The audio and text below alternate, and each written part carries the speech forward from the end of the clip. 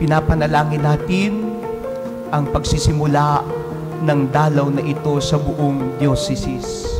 Nawa, makita ng mga Caviteño, tayong mga taga-Imus, malalim ang pananampalataya, maalab ang debosyon sa Birhen, nakahahawa. Upang sa gayon, pagdating ng ating kapistahan sa October 12, meron tayong mga dinalaw na tayo naman ang dadalawin dahil nahawa sa ating pagmamahal sa Birhen.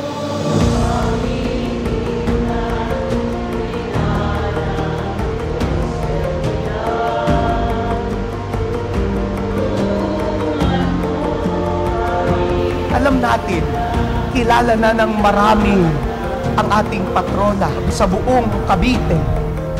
Pero sana, sa ating pagdadala sa mga imaheng ito, mas makita ng mga kababayan natin sa Cavite, hindi lang ang mga imahe, kundi ang ating maalab na debosyon sa ating minamahal na patron.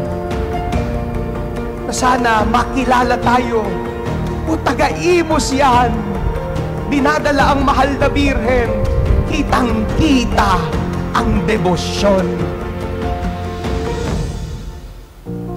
Sana yung ating pagmamahal sa Birhen makita ng ibang tao.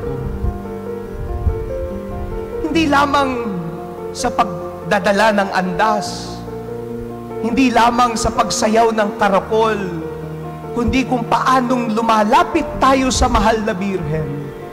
Tayo'y dinadala niya sa kanyang anak na si Jesus.